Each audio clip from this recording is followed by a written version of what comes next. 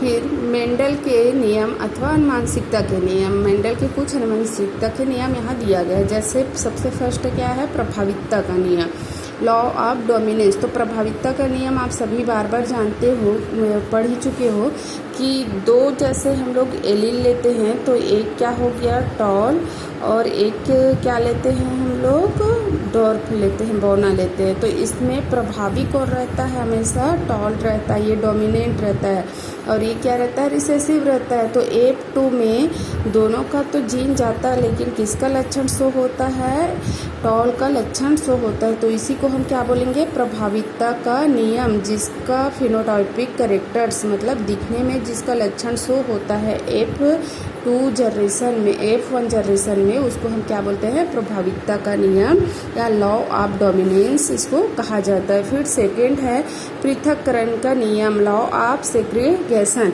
ये क्या होती है, पृथक्करण का नियम। देखो F1 जनरेशन में तो प्रभाविता के नियम में इसका फिनोटाइपिक कैरेक्टर शो होता है, टॉल दिखेगा। यहाँ पर इसका जीन प्रेजेंट रहता है, लेकिन इसका फिनोटाइपिक कैरेक्टर्स नहीं दिखता, बौने का, ड्रॉप का। लेकिन जब हम इसका F1 में ही सेल्फ क्रॉस कराते हैं, सेल्फ क्रॉस जब हम कराते हैं तो F2 जनरेशन में दोनों का कैरेक्टर्स क्या हो जाता है, शो हो जाता है।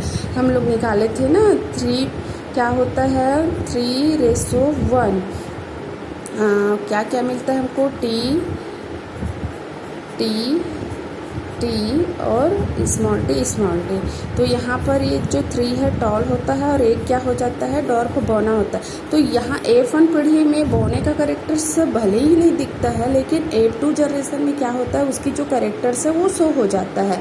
इसी को पृथक, मतलब यहाँ पर इसकी जीन पृथक होकर फिर क्या हो जाता है, अलग हो जाता है, जिसको हम क्या बोलेंगे, लॉ ऑफ सेग्रीगेशन या पृथक्करण का नियम कहा जाता है। फिर है थर्ड स्वतंत्र अपव्यूहन का नियम। स्वतंत्र अपव्यूहन का नियम भी वही क्या होता है, स्वतंत्र अपव्यूहन के नियम में जब द्विसंकर क्रॉस कराया जाता है तो हम देखते हैं द्विसंकर क्रॉस में क्या होता है, लक्षण प्रारूप जो होती है वो क्या होता है, स्वतंत्र रूप से अलग हो जाती है। ये भी सेम इसी के समान होती है।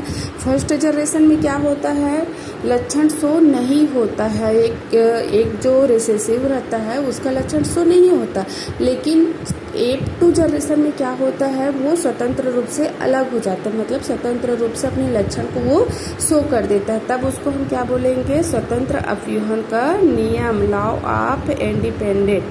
फिर है आगे मेंटल वंशागति के अन्य पद्धति, मतलब कुछ और पद्धति नियम दिए हैं, जैसे अपूर्ण प्रभाविता, इनकम्प्लीट डोमिनेंट। इनकम्प्लीट डोमिनेंट क्या होता है, यहाँ पर एग्जांपल से आसानी से समझ सकते हैं। यहाँ 2 फ्लावर, अलग अलग फ्लावर लिया गया है, एक कौन से कलर का है, रेड कलर का है, और एक कौन से कलर का है, वाइट कलर का है।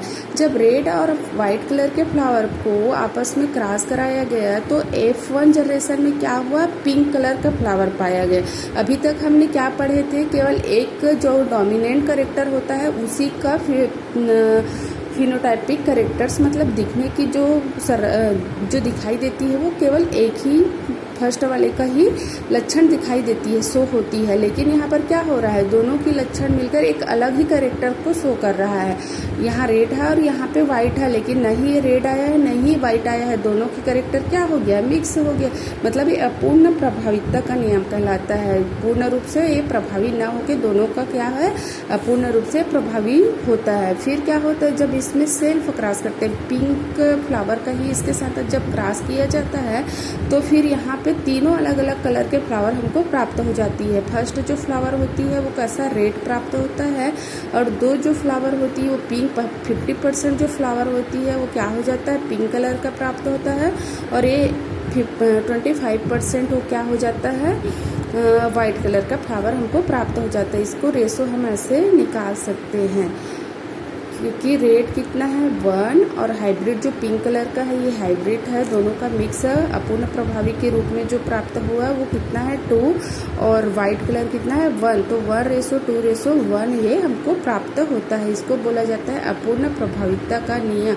मीराबिलिस जलापा नामक जो फ्लावर का पौधा है उसके ऊपर इस प्रयोग को किया गया है। फिर आगे है सप्रभाविता का नियम। सप्रभाविता नाम से स्पष्ट है। सप्रभावी मतलब दोनों का कैरेक्टर साथ साथ क्या हो जाएगा, प्रभावी हो जाएगा। यहाँ पर रेड कलर का जानवर लिया गया और यहाँ वाइट कलर का, जिसको कैपिटल आर और स्मॉल आर से शो करते हैं। जब इन दोनों के बीच आपस में क्रॉस कराया गया तो क्या हुआ, A2 जनरेशन में कैसा जानवर हमको प्राप्त हुआ, यहाँ पर रॉयन मीन्स चितकबरा। दोनों का गुण साथ साथ प्रभावी होके एक अलग ही कैरेक्टर को यहाँ पे शो कर दिया। जब इसका रॉयन के साथ ही चितकबरे जानवर के साथ ही आपस में क्रॉस किया गया तो फिर वही रेशो यहाँ पर भी प्राप्त होता है। 25% क्या प्राप्त हुआ हमको, रेड जानवर, और 50% मतलब 2 जानवर कैसा रहेगा, रॉयल रहेगा, और 25% एक जानवर कैसा रहेगा, वाइट कलर रहेगा। मतलब इसका भी रेशो कैसे आ जाएगा, 1, 2 और 1। और इसको ये रॉयल जो है वो इसी का है, मतलब ये क्या है, ये डोमिनेंट है, तो इसको 3:1 भी हम लिख सकते हैं। तो इस प्रकार से ये क्या कहलाएगा, सप्रभाविता मतलब साथ साथ जब प्रभावी होता है तब उसको सप्रभाविता कहा जाता है।